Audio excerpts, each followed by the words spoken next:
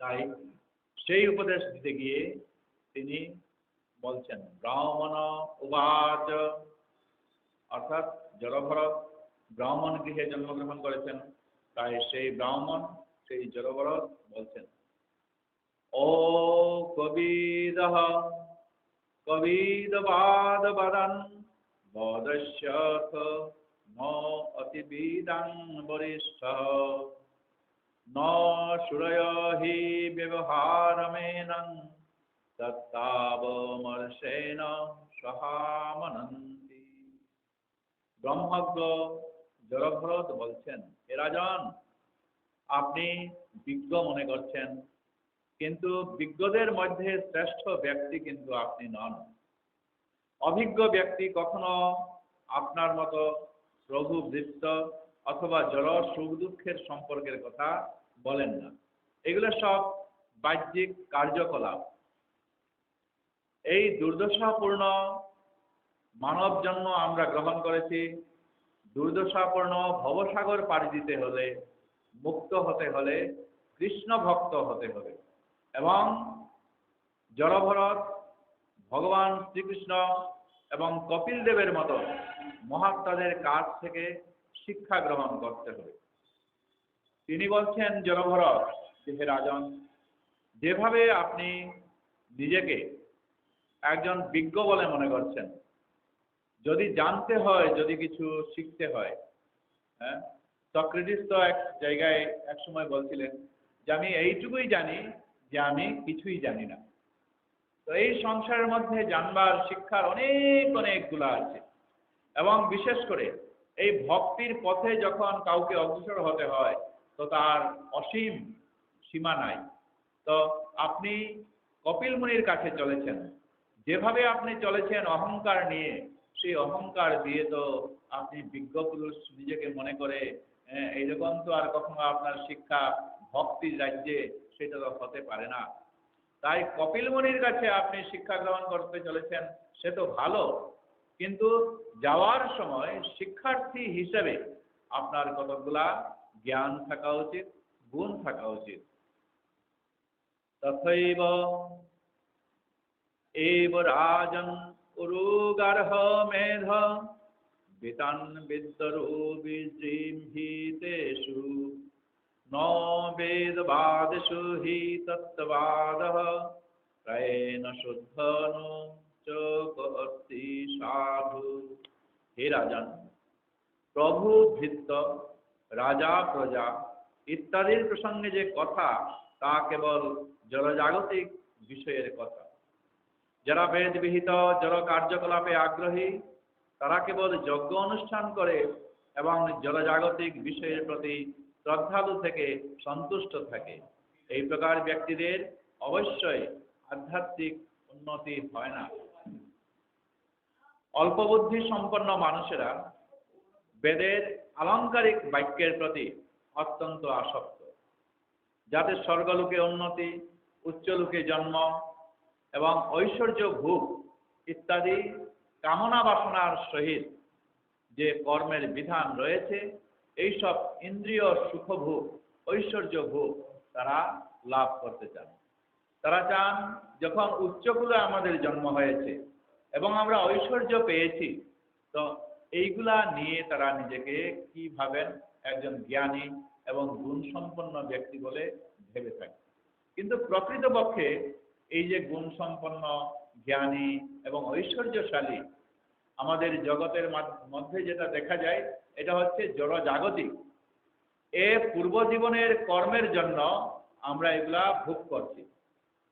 কিন্তু প্রকৃত হচ্ছে যে প্রকৃতভাবে আপনি ভগবানের ভক্ত হতে পারলেন কিনা, সেইটাই। অর্থাৎ এই সুখ, সম্পত্তি, আনন্দ, এইগুলা প্রকৃত আনন্দ নয়। যে আনন্দ আপনাকে ভগবত পদে নিয়ে যাবে, যে আপনার আচার আচরণ সেগুলো আপনার ভগবত পদে নিয়ে যাওয়ার জন্য সহায় হবে, সেইগুলাই আমাদেরকে গ্রহণ করতে হবে।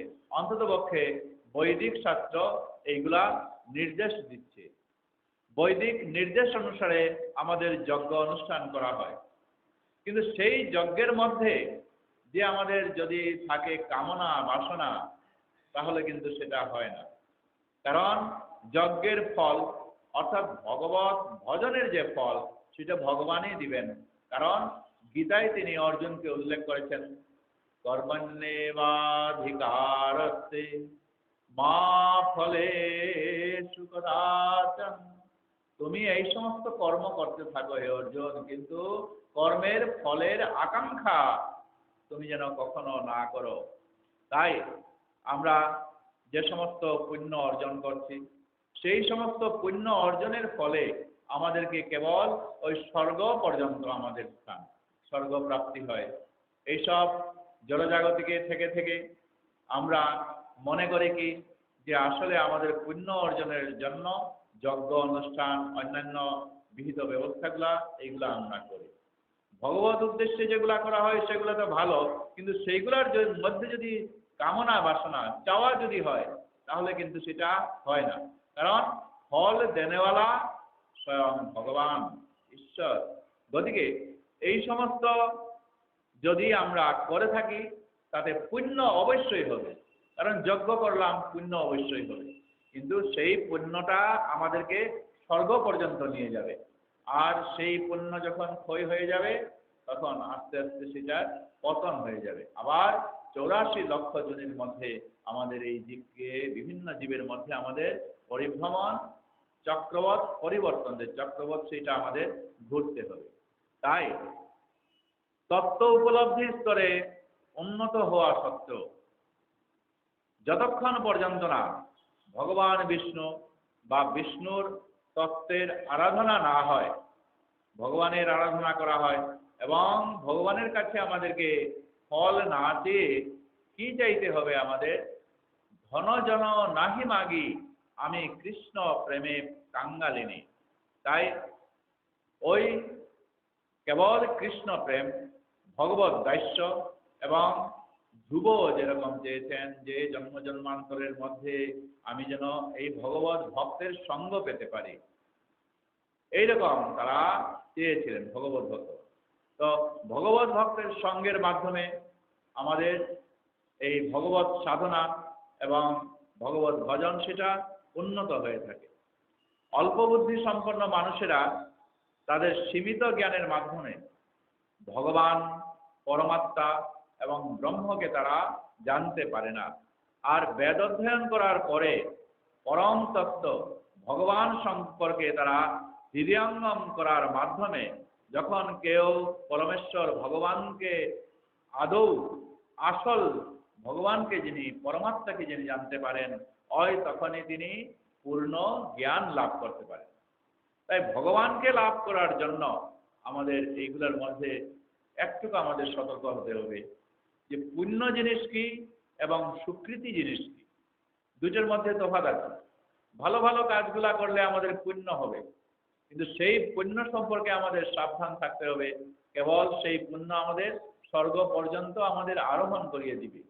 আর স্বীকৃতিগুলা আমাদের জীবনের সেটা সঞ্চিত থাকবে। আর সেই স্বীকৃতির মাধ্যমে আমাদেরকে ভগবত ভজনের মাধ্যমে আমাদেরকে গোবিন্দ চরণে আশ্রিত করে দেবে। তাহলে স্বীকৃতি জিনিসটা কি? স্বীকৃতি জিনিসটা হলো যে কোনো ভগবত বিষয়ক কর্ম, ওই ভগবত বিষয়ক কর্ম সেগুলাই হচ্ছে আমাদের স্বীকৃতি। স্বপ্ন দৃষ্ট ভোগ্য বস্তুর নিরর্থকতা যেমন আপনা থেকেই অনুভূত হয়।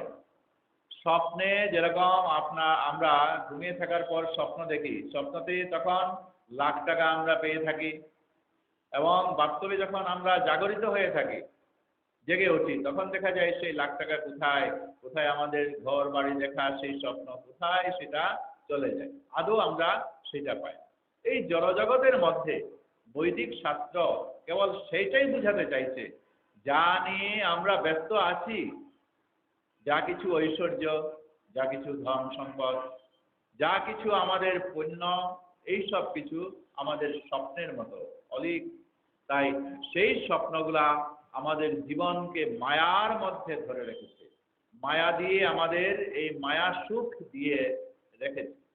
এই সুখ আমরা কেবল তার মধ্যেই আমরা মেতে আছি এবং সেই সুখের মধ্যে থাকতে থাকতেই যে দুঃখ আসলে পরে সেই দুঃখ আমাদের সহ্য হয়। কিন্তু সেই সুখ এবং সেই পুণ্য আস্তে আস্তে অর্জন করতে করতে কি হয়, আদৌ দেখা যায় পরে আমাদের শূন্যতা প্রাপ্ত হয়, কিছুই আমাদের কাজে লাগলো না। কেউ যখন তা হৃদয়ঙ্গম করতে পারে, অর্থাৎ প্রকৃত এই সুখ সুখ নয়, যেরকম করে স্বপ্নে লাখ টাকা পাওয়ার মতো, কিন্তু জাগরিত হলে পরে দেখা যায় সে আদৌ নেই। ঠিক সেই রকম করে আমাদের এই সমস্ত জীবনব্যাপী যখন আমাদের এই কার্যকলাপগুলা চলতে থাকবো, জীবনের শেষ সায়ান্নে মৃত্যুর আগে তখন দেখা যায় এগুলা আর কিছুই নয়, সেই পরলোকে যাওয়ার সময় একমাত্র ভগবত প্রাপ্তি, ভগবানই আমাদের একমাত্র সহায়, এবং ভগবানের চরণ প্রাপ্তির জন্য, গোবিন্দ চরণ প্রাপ্তির জন্য আমাদের এইটুকু করা উচিত ছিল। ওই তখনই গিয়ে আমাদের হয়তো জ্ঞান আসবে। তাই এই জড়জগতের যত কিছু, কিন্তু এর মধ্যে কি হতে হবে তা তো আমরা ছাড়তে পারি না। রামকৃষ্ণ পরমহংসদেব কি বলেছেন, জলের উপরে যে নৌকাটা আছে সেই নৌকা ওইভাবেই থাকতে হবে, কিন্তু নৌকার উপরে যদি জল ঢুকে তাহলে কিন্তু সেটা ঘটনা ঘটিয়ে দেবে, অর্থাৎ সেই নৌকাটা ডুবে যাবে। গতিকে এইসব জড়জগতের সঙ্গে, সুখের সঙ্গে আমরা মিলে আছি, ঠিকই আছি, কিন্তু এইগুলা থেকে আমাদের সব সময় মনে রাখতে হবে যেন আমরা সেইগুলার প্রতি আমরা আসক্ত যেন না হয়। আমাদের মূল ভাবতে হবে গোবিন্দচরণ আমাকে পেতে হবে। তাই আমাদের এই সুখ সম্পদ আমাদের ভোগ করে করেও তার কাছে আসক্ত না হওয়া। তাই জীবের মন যতক্ষণ জড়া প্রকৃতির এই শত রজ তমর দ্বারা কলুষিত থাকে, মত্ত হস্তির মতো স্বতন্ত্র হয়ে জ্ঞান ইন্দ্রিয়, কর্ম ইন্দ্রিয় দ্বারা পাপ পুণ্য এইগুলা সে সঞ্চয় করতে থাকে। পাপও আমাদের পায়, পুণ্যও পায়, কিন্তু সেই পাপ পুণ্যের মধ্যে ফলস্বরূপ আমাদের সুখ দুঃখ ভোগ করার জন্য এই জড়জগতের বন্ধনে আমরা আবদ্ধ হয়ে আছি। মন যতক্ষণ পাপ এবং পুণ্য কর্মের বাসনায় মগ্ন থাকে, ততক্ষণ তা স্বাভাবিকভাবে কাম ক্রোধ আদির দ্বারা বিকারগ্রস্ত হয়। এইভাবে তা ইন্দ্রিয় সুখ ভোগের প্রতি আস্তে আস্তে আকৃষ্ট হয়, এবং মন সত্য রজ এবং তমগুণের দ্বারা পরিচালিত হয়।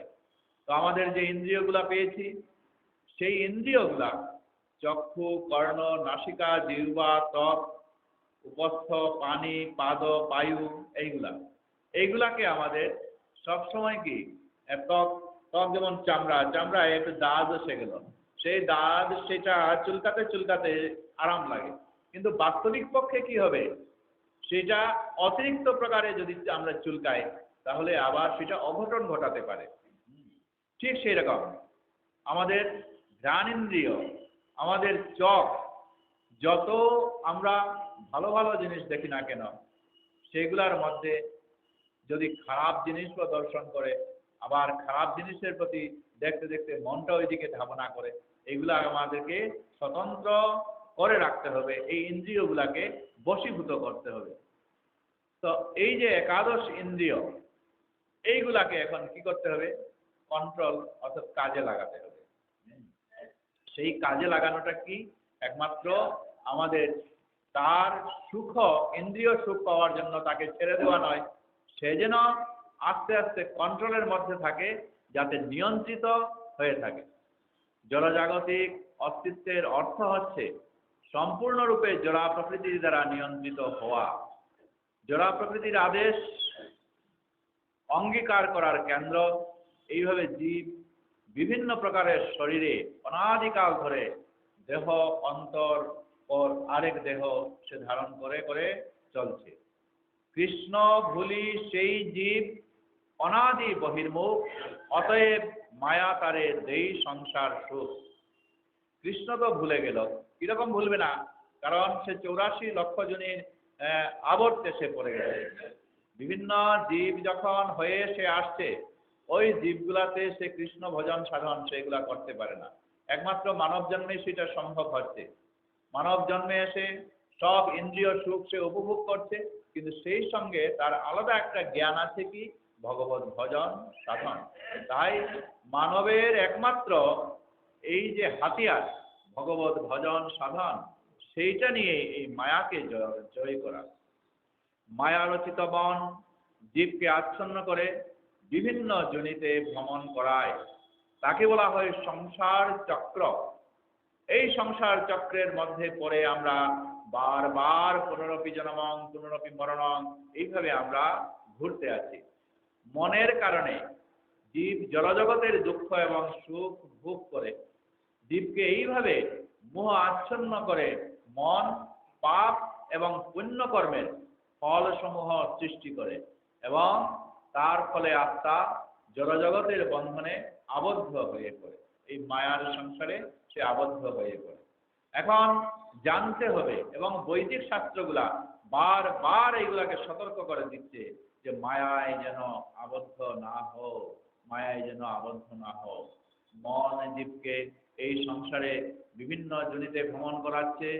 জীব কখনো মানুষ, কখনো দেবতাও হয়, আবার কখনো স্থূল কৃষ এবং অন্যান্য পশু সে হচ্ছে। কিন্তু দেহের আকৃতি, বন্ধন, এইগুলা তো আর মুক্তির কারণ হচ্ছে না। ইন্দ্রিয় এবং মন যখন পবিত্র হয়, তখন জীব পূর্ণরূপে গিয়ে তখন শ্রীকৃষ্ণের সেবায় যুক্ত হয়ে পড়ে। আর শ্রীকৃষ্ণের সেবায় যুক্ত হলে পরেই ওই দেবতারাও তখন গোবিন্দ চরণে আশ্রিত হতে পারে না। কেন? কারণ দেবতাদের যে ভোগ বিলাস, সে মানুষের চেয়ে আরো তারা আনন্দ পায়। গরম করছে, হঠাৎ করে তারা ইচ্ছা করলো ঠান্ডা হতে, ওই সঙ্গে সঙ্গে চাওয়া মাত্র পাওয়া, তারা ঠান্ডা হয়ে গেল। তারপর এই জিনিসটা খেতে চায়, ওই সঙ্গে সঙ্গে তাদের সামনে সেইগুলা এসে যায়। এত তাদের আনন্দ, দেবতাদের আনন্দ।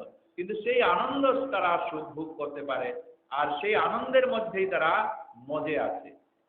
কিন্তু গোবিন্দচরণ আশ্রিত হওয়া, সেই রকম ঐশ্বর্য ভোগে থেকে তাদের পক্ষে সম্ভব হচ্ছে না। যদি তাদের গোবিন্দচরণ আশ্রিত হতে হয়, তাহলে এই মানব জনিতে এসে তাদের মানব হয়ে জন্মগ্রহণ করতে হবে, এবং ভগবানের ভজন সাধন করার মাধ্যমে সে মুক্তি লাভ করে ভগবত ধামে সে চলে যাবে। মন, তাই এইটাকে সর্বশ্রেষ্ঠ, এই মনকে মনকে বলা হচ্ছে 14 ভুবনের রাজা। মনে মনে আমরা বলি মন কলা খাওয়া। এখন যদি চোখ বুঝে আমরা কলা নাই, কলা খেতে ইচ্ছে করলাম, ওই মন কলা খেয়ে নিলাম।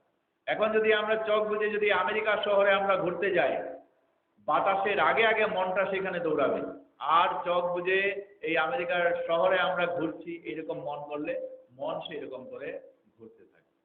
তাই মন বিষয় ভোগে আসক্ত হওয়ার ফলে জীব সংসার বন্ধনে আবদ্ধ হয় এবং দুঃখ দুর্দশা ভোগ করে। কিন্তু মন যখন জড় সুখ ভোগের প্রতি অনাসক্ত হয়, এগুলা জড় সুখ ভোগ। হ্যাঁ, আগেকার দিনে আমাদের এই যখন পাংখাগুলাও ছিল না, তখন আমাদের ওই আগেকার কালের মানুষেরা, আমাদের পূর্বপুরুষরা কি করতেন, ওই গামছা একটা ভাঁজ করে ওইটা এরকম করে ঘুরাতেন। হ্যাঁ, আমরা পেয়েছি এরকম। আগে আমাদের দাদু দিদিমা তারা এরকম গামছা ঘুরিয়ে তারা বাস তাদের ওই ঠান্ডা হয়ে যেতেন, এত গরমের মধ্যে গরম তারা সহ্য করতেন। তো এখন কি হয়েছে, ইন্দ্রিয় সুখ ভোগ আমাদের সুইচ টিপে আমাদের এই গরমের দিনে আমরা বাতাস পাচ্ছি, ফ্যান পাচ্ছি। ঠান্ডার দিনে আমরা সুইচ টিপে ওই হিটার জ্বালিয়ে আমরা গরম অনুভব করছি। এগুলা হচ্ছে আমাদের সুখ ভোগ। তো সুখ ভোগ কেন আমরা করবো না? অবশ্যই করব, কিন্তু সেই সুখ ভোগের মধ্যে কি করতে হবে, যে আমাদের সবগুলা সুখ ভোগই আমাদের গোবিন্দ চরণে, ভগবান তোমার কারণেই এইগুলা আমাদের প্রাপ্য হয়েছে।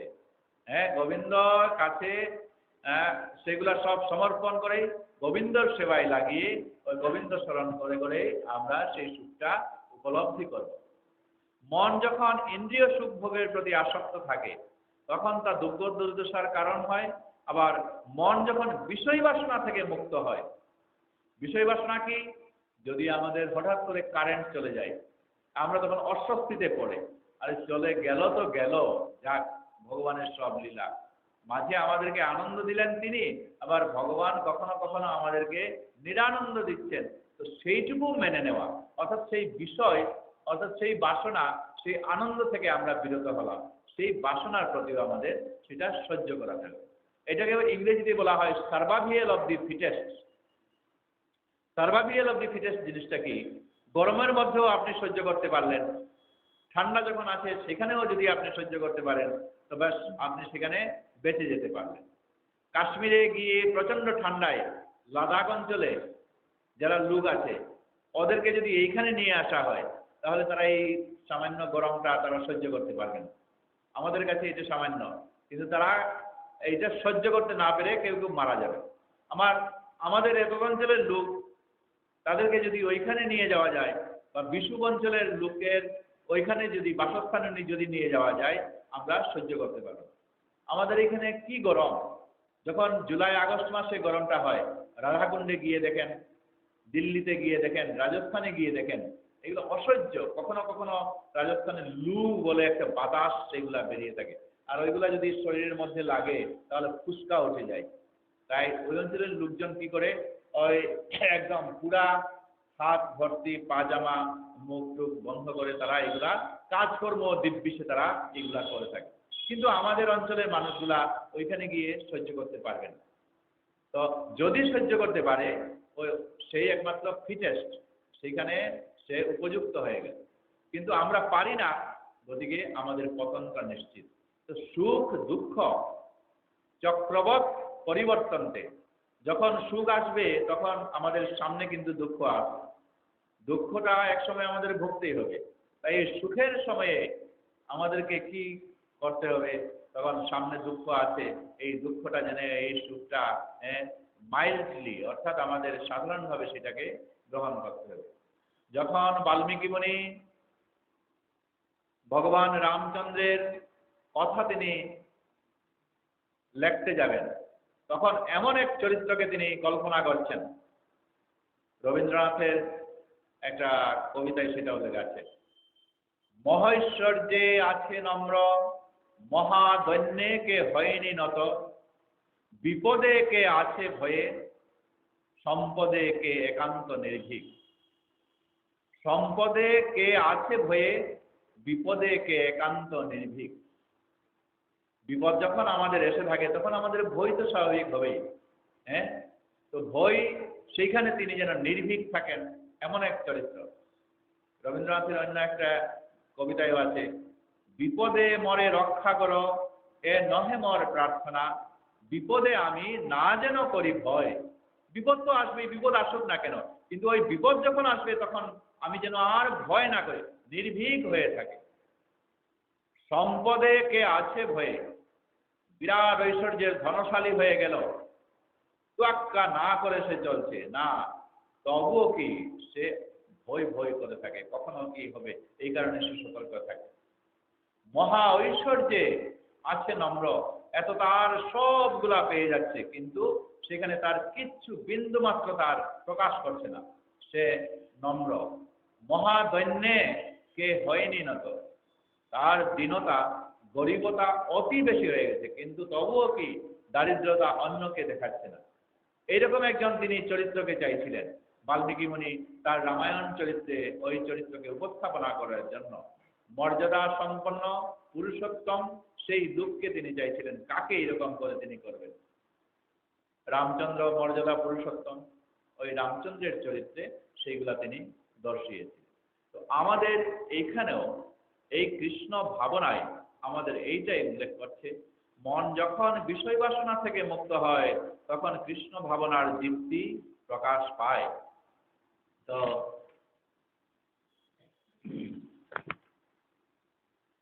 কৃষ্ণ ভক্তি রহিত জীবের মনে মায়ার দ্বারা রচিত বহু ধারণা এবং বৃত্তি এগুলা রয়ে গেছে, সেগুলি অনাদিকাল থেকে বর্তমান।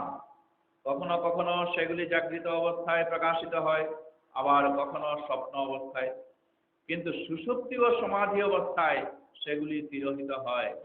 যে ব্যক্তি জীবনমুক্ত তিনি এই সমস্ত বিষয় স্পষ্টভাবে দর্শন করতে পারেন।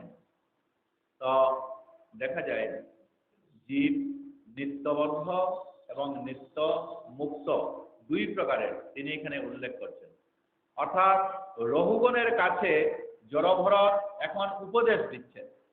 রহুগণ রাজা তিনি পালকি থেকে নেমেছেন, আর নেমে তার কাছে জোরহাত করে বলছেন আপনার পরিচয় এবং আপনি আমাকে উপদেশ দিন।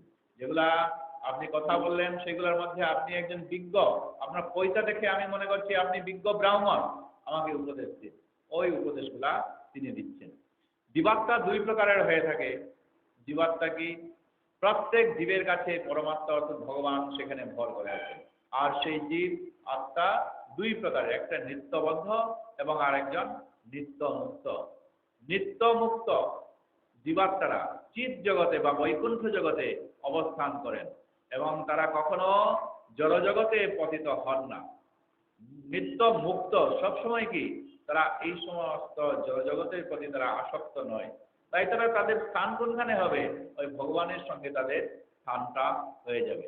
আর নিত্যবদ্ধ জীবেরা মনকে সংযত করার মাধ্যমে মুক্ত হতে পারেন। এখন নিত্যবদ্ধ হলাম আমরা, গার্হস্থ্যলী মানুষ যারা আছি তারা আমরা কিরকম করে মুক্ত হতে পারবো? যে মনকে সংযত করার মাধ্যমে।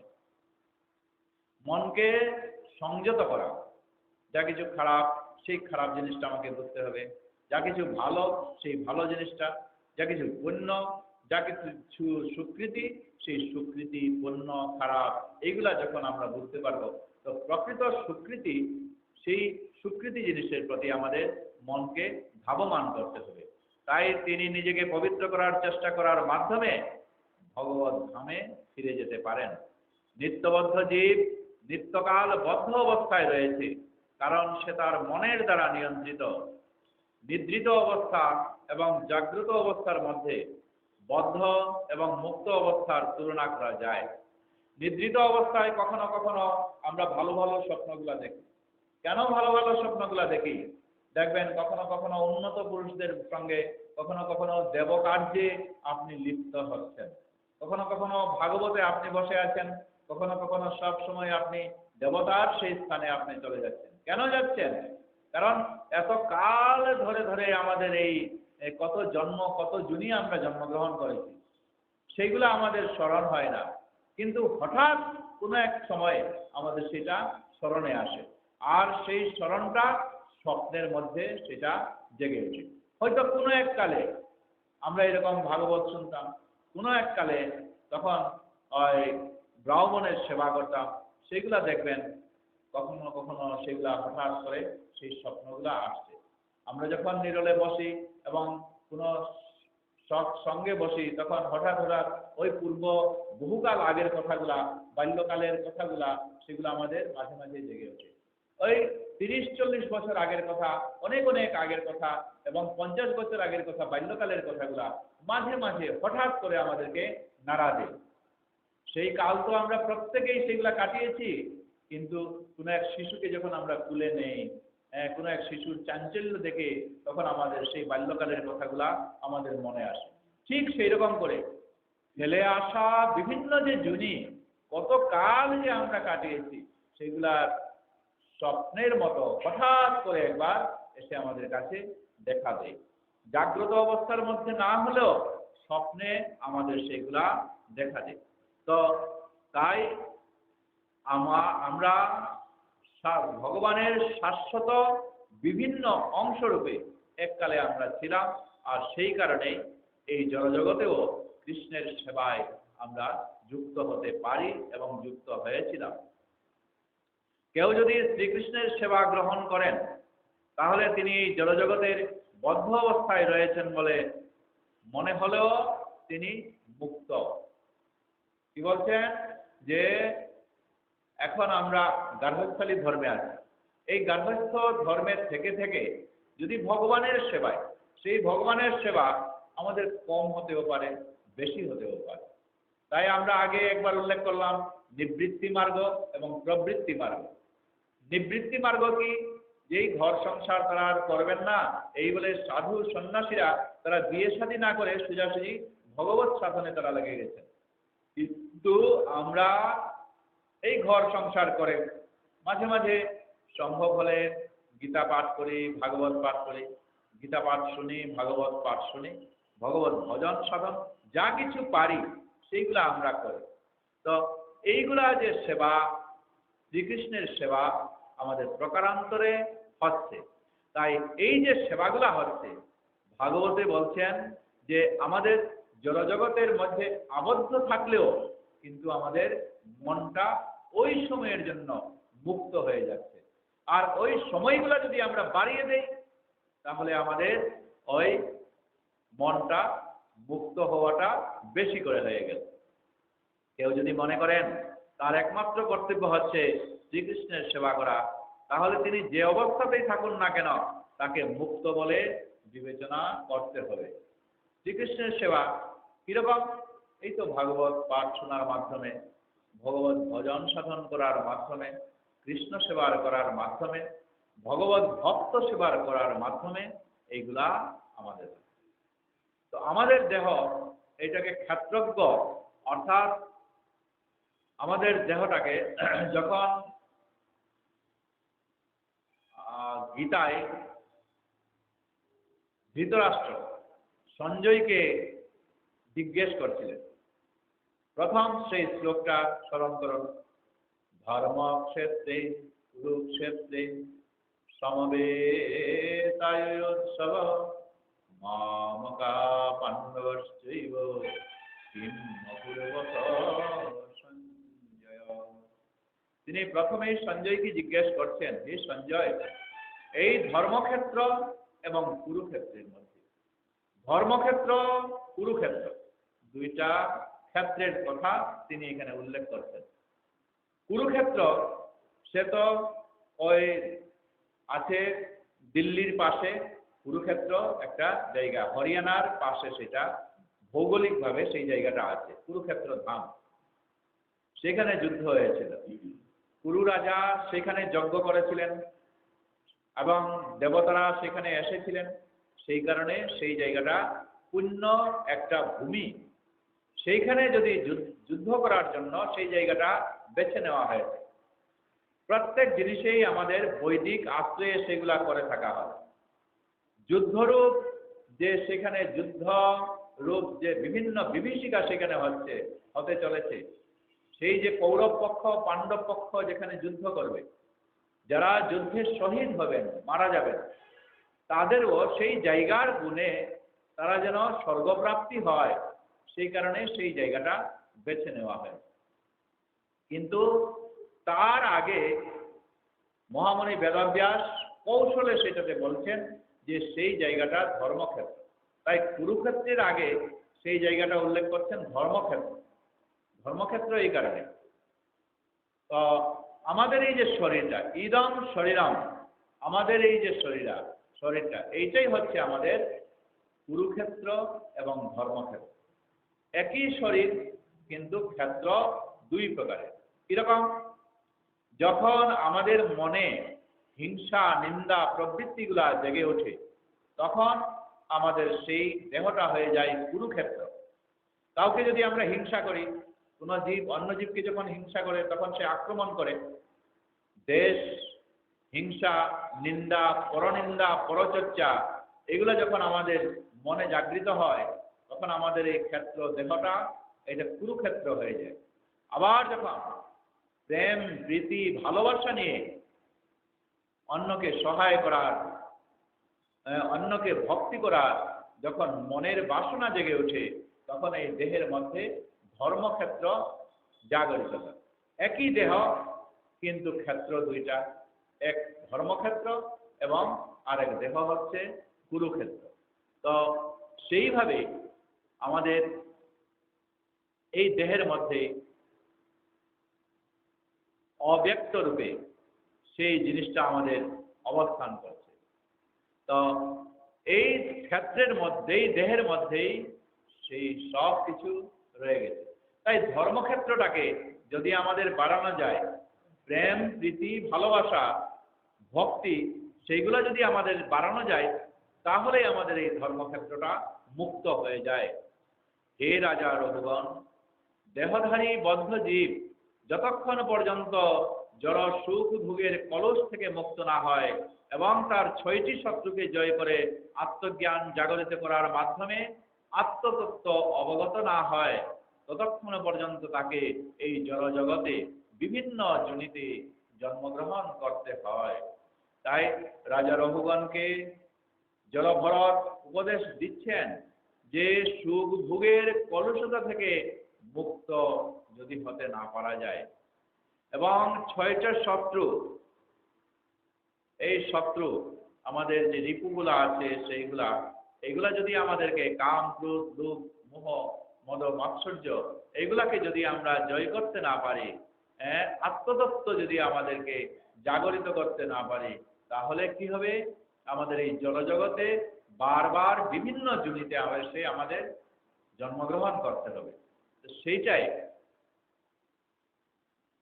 যতক্ষণ পর্যন্ত মানুষ মুক্ত না হয় ততক্ষণ পর্যন্ত তাকে জড়জগতে বদ্ধ জীবনযাপন করতে হয়।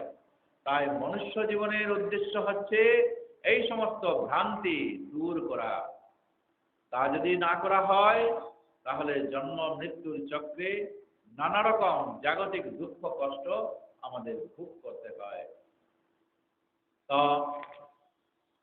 রাজা রঘুগণকে ভরত এইভাবে বার্তালাপ করে তিনি আসছেন। তিনি আরো উপদেশ দিচ্ছেন।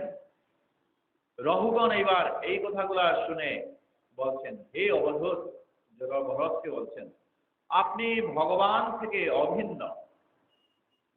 কারণ ভগবত ভক্তরা ভগবান থেকে অভিন্ন। রাজা রঘুগণ জড় ভরতকে সেইটাই বলছেন। আপনার স্বরূপের প্রভাবে শাস্ত্র বিরোধ দূর হয়েছে। স্বরূপ, স্বরূপ প্রত্যেকের এক একটা স্বরূপ আছে। এই স্বরূপটা আমাদের জানতে হবে। ভক্ত একজনের স্বরূপ কিরকম হয়? ভক্ত একজনকে দেখলেই চেনা যায়। কেউ যদি ওই টকি লাগিয়ে লুঙ্গি পরেন, তো আমরা বুঝবো এই মানুষটার স্বরূপ, অর্থাৎ মানুষটা হলেন ইসলাম ধর্মাবলম্বী, এরকম। কিন্তু কেউ যদি তিলক লাগিয়ে, দ্বাদশ তিলক লাগিয়ে কেবল তিনি ওই ভগবানের নাম করে করে যদি কেউ চলতে থাকে, তার স্বরূপটা হলো ভগবত ভক্ত বলে আমরা তাকে দেখলেই আমরা জানতে পারি। যে কোনো মানুষকে দেখলেই যে আমরা জানতে পারি, সেইটাই হচ্ছে আমাদের স্বরূপ। আমাদের মায়েরা যে ঘরে কাজকর্ম করেন, ওই কাজকর্ম করলেই তিনি যে গৃহের কাজকর্ম করেন সেটা আমরা দেখলেই জানতে পারি গৃহী তিনি। সেরকম যে প্রত্যেকের এক একটা স্বরূপ আছে। তো এই স্বরূপ বলছেন যে আপনাকে এখন দেখেই মনে হচ্ছে যে শাস্ত্র বিরোধ। কি শাস্ত্র বিরোধ? শাস্ত্র বিরুদ্ধ হয়ে রাজা রঘুগণ পালকিতে চড়ে এইসব বিয়ারাদেরকে কষ্ট করে তিনি চলে যাচ্ছিলেন শাস্ত্র বিদ্যা জানার জন্য। তাই সেই প্রকৃত জ্ঞান ভগবান সম্পর্কে জানার জন্য কপিল মুনির কাছে রাজা রঘুগণ যে চলে যাচ্ছেন, সেটা এখন ভ্রান্তি ধারণা তার চলে গেছে। আপনি ব্রহ্ম বন্ধুর বেশে আপনার দিব্য আনন্দময় স্বরূপ গোপন রেখেছেন। রাজা রঘুগণ জড় ভরতকে বলছেন, ব্রহ্ম বন্ধু, বন্ধু মিত্র সখা এরা কারা? সখা, ভগবানের সখা হয়েছিলেন, কৃষ্ণের সখা হয়েছিলেন অর্জুন। সখা কাদেরকে বলা হয়? যে তার দেহ মন প্রাণ উজাড় করে সবকিছুই ভগবানের কাছে তিনি ছেড়ে দিয়েছেন, তাই তিনি সখা রূপ। তাই তিনি ভগবান যুধিষ্ঠির মহারাজকে, যুধিষ্ঠির তো সব কিছু শাস্ত্রজ্ঞ, তাকে তো তিনি ভগবান যে উপদেশ দিয়েছিলেন গীতার, সেটা যুধিষ্ঠির মহারাজকে দিতে পারতেন। কিন্তু যুধিষ্ঠির মহারাজকে সেই উপদেশগুলো তিনি দেননি। কেন দিলেন এই অর্জুনের কাছে? কারণ ভক্ত হতে হবে ভগবানের কাছে এইভাবেই সখার মতো, যিনি দেহ মন প্রাণ উজাড় করে সব ভগবানের চরণে তিনি নিবেদন করেছেন। তুমি মারলেও মারতে পারো, বাঁচালেও বাঁচাতে পারো। আর ভগবান যখন বিশ্বরূপ দেখিয়ে দিলেন যে সমস্ত বিশ্ব সংসার তো ভগবানের মুখের গ্রাসে গ্রাসে সেইটা প্রবেশ করছে, অর্জুন তখন স্পষ্ট জেনেছিলেন যে এখন তাদের জয় অবশ্যক হবে। এই কারণে ভগবানের সেই উপদেশগুলা তিনি গ্রহণ করে তিনি ফেলে রাখা সেই ধনুক তিনি আবার ধরে যুদ্ধে প্রবৃত্ত হয়েছিলেন। তো সেই সখার কাছে তিনি দেহ মন প্রাণ নিবেদন করেছিলেন। তো ব্রহ্মবন্ধু বন্ধু কি বিপদে যাকে কাছে পাওয়া যায় সেই না পরম আত্মীয়। আমাদের এই ঘর সংসার যে আমরা করে যাচ্ছি, তখন আমাদের কখনো কখনো যখন বিপদ আসে, সেই বিপদে সহায়তা করার জন্য যারা আসেন, ওই এরাই না পরমাত্মীয়, এরাই না বন্ধু। তাই জড় ভরতকে বলছেন রঘুগণ রাজা যে এই বিপদ থেকে আমাকে রক্ষা করতে আসছেন, আপনি আমার পরম বান্ধব, পরম আত্মীয়। আমি আপনাকে আমার সশ্রদ্ধ প্রণাম নিবেদন করছি। হে ব্রাহ্মণ শ্রেষ্ঠ, আমার দেহ কুৎসিত বস্তুতে পরিপূর্ণ। কেন কুৎসিত দেহ বস্তুতে পরিপূর্ণ? রাজা তার সুগন্ধি তৈল মাখিয়েছেন, দেহ থেকে সুগন্ধ বের হচ্ছে, রাজ ঐশ্বর্যে তিনি বিভূষিত, পোশাক পরে আছেন, রাজ মুকুট পরে আছেন, কিন্তু এখন তিনি বুঝতে পারছেন যে এইগুলো সমস্ত বৃথা। প্রকৃত সৌন্দর্য কিরকম করে হতে পারে? যদি একজন প্রকৃত ভগবত ভক্ত হওয়া যায়, তো সেই রকম ভগবত ভক্তের গুণে আমি গুণী নয়। তাই এই দেহটা আমার কুৎসিত দেহ, এবং গর্বরূপ সর্প আমার বিবেককে দংশন করছে। সর্প যেরকম দংশন করে, ঠিক সেরকম বিবেক আমার যেটা আছে, এই বিবেকটাকে এই সাপটা দংশন করছে। জড় ভাবনার প্রভাবে আমি রোগাক্রান্ত, আমি রুগী। কি? এই জড় জগতের প্রতি আমি আসক্ত হয়ে আছি। আমার সুখে আনন্দে আমি এখানে বিয়ারাদের কাঁধে আমি চলে যাচ্ছি। আপনার অমৃতময় উপদেশ এই প্রকার ব্যাধির উপযুক্ত ঔষধ। ভগবত ভক্তদের কাছ থেকে যে সমস্ত উপদেশ বাণী আমরা শুনব, সেইগুলাই হচ্ছে আমাদের জড়জগতের যে আসক্তি, সেই আসক্তি থেকে ত্রাণ পাওয়ার জন্য সেটাই হচ্ছে ভগবত ঔষধ। সেই ঔষধ আপনি আমাকে দিচ্ছেন। যে বিষয়ে আমার সংশয় রয়েছে, সেই বিষয়ে আমি আপনাকে পরে জিজ্ঞাসা করব। কিন্তু এখন আত্মতত্ত্ব সম্বন্ধে যে উপদেশ আপনি দিয়েছেন, তা আমার কাছে অত্যন্ত দুর্বোধ্য বলে মনে হচ্ছে। যে কঠিনভাবে আমাকে এইগুলা জানালেন, এগুলো আমাকে আরো সহজভাবে বলুন, সহজ সরলভাবে তার পুনরাবৃত্তি আপনি করুন, যা আমি হৃদয়ঙ্গম করতে পারি। আমার মন তা সরলভাবে এই কথাগুলো আপনার শুনবে। তো এইভাবে যখন বলছেন যে আপনি আরো সুন্দরভাবে প্রকাশ করুন, জড়ভরত তখন বলছেন জড়বস্তুর সমন্বয়ের ফলে নানা প্রকার পার্থিব বিকার সাধিত হয় এবং রূপের উদ্ভব হয়।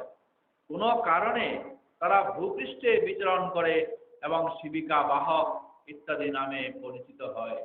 হে রাজন, আপনি তো রাজা, আপনার প্রজাদের মধ্য থেকে বাহক রূপে যে নিয়ে যাচ্ছেন, এদেরকে তো আপনি অধম মনে করেছিলেন, যে চলাফেরা করতে পারে না, সেই পাষাণ নামে খ্যাত করেছেন। কে চলাফেরা করতে পারলেন না? কারণ তিনজন তারা বাহক ছিলেন, আর হঠাৎ করে একজন অসুস্থ হয়ে যাওয়ায় চারজনের মধ্যে একজনকে ফেলে এই জড়ভরতকে তারা পেয়েছিল, আর এই জড়ভরতকে বিয়ারার কাজে লাগিয়েছিল। আর জড়ভরত তো ওই নিচে দেখে দেখে তিনি পা ফেলছেন, কোথাও পিঁপড়া আসছে কিনা, কোনো পোকা মাকড় আছে কিনা, এগুলো যদি ধ্বংস না হয় সেই কারণে তিনি এগুলা পা ফেলছেন। অন্যদের সঙ্গে পা চলতে গিয়ে এইগুলা ঠিক মতো হচ্ছে না, এই কারণেই সেখানে তিনি রাজা রঘুগণ তাকে ধমক দিচ্ছিলেন। রাজা রঘুগণ তথাকথিত যে রাজা, রাজ্য শাসক যারা ছিল, কুব্যবস্থা, কারণ কুশাসন তাদের ছিল, সমাজে বিশৃঙ্খলা তারা সৃষ্টি করেছিল। তখন শান্তি শৃঙ্খলা ফিরিয়ে আনার জন্য ভগবান ওই তাদের রক্ষা করার জন্য, ভক্তদেরকে রক্ষা করার জন্য যদা যদা হি ধর্মস্য গ্লানির্ভবতি ভারত, এইভাবে তিনি বহু বছর লেগে তিনি এই পৃথিবীতে তিনি এসেছিলেন এবং রাষ্ট্র প্রধানদের ধর্মের অনুশাসন মানিয়ে তাদের সঙ্গে তিনি এই প্রজা শাসনের তিনি ব্যবস্থা করে দিয়েছিলেন, সচেতন করে দিয়েছিলেন, এবং প্রজাশাসনের দায়িত্বভার গ্রহণ তাদের পক্ষে সম্ভব নয় এই কারণে। কারণ যথেষ্ট রাজাকে বলা হতো ঈশ্বর, তিনি পিতা, প্রজাদের সমস্ত কিছু অভিভাবক, এরা বিষ্ণুর প্রতিনিধি। তাই বিষ্ণুর প্রতিনিধি হয়ে যথা ইচ্ছা তাদের শক্তি তারা একসময় প্রকাশ করেছিলেন। কিন্তু এই পৃথিবীতে যত সব মানুষ ভক্ত আছে, ওই ভক্তদেরকে জানবার চিনবার জন্য ভগবান এই রূপে তিনি এসেছেন, বারবার তিনি অবতীর্ণ হয়েছেন এবং তাদেরকে শিখিয়ে গেছেন, এবং তারাই পরে এই প্রজা শাসনে গিয়ে প্রকৃত ভগবত ভক্ত কিভাবে ভগবত ভক্তদেরকে কাছে টেনে নিতে হয় সেইগুলা তিনি দেখিয়ে দিয়েছেন। তাহলে পরম সত্য কি? এবার বলছেন জড়ভরত। তার উত্তর হচ্ছে অদ্বয় জ্ঞানই হচ্ছে পরম সত্য। তা জগৎ প্রকৃতির কলস থেকে মুক্ত হওয়া, তা আমাদের মুক্তি প্রদান করে, তা অদ্বয় সর্বব্যাপ্ত এবং কল্পনার অতীত। সেই জ্ঞানের প্রথম উপলব্ধি হচ্ছে ব্রহ্ম। এই ব্রহ্মকে জানা, ব্রহ্ম জানাতি ইতি ব্রাহ্মণ। ব্রহ্ম কি? তাহলে বৈদিক শাস্ত্রে এই কথাই বলছে যে মানব জন্ম মানে আমাদের এই 84 লক্ষ জনের শ্রেষ্ঠ জন্ম। এই জন্ম পাওয়ার পর আমাদের কাছে কখনো কখনো মনে প্রশ্ন জাগে যে আমি পৃথিবীতে কোথা থেকে এলাম এবং আমার এই মানব জন্ম পেয়ে গেলাম। এই মানব জন্ম যে আমার পেলাম, এই মানুষ হিসেবে আমার কর্তব্যটা এখন কি? এবং ইহলোক পরলোক বলে একটা আছে। ইহলোক হচ্ছে এখানে যে আমি বেঁচে আছি,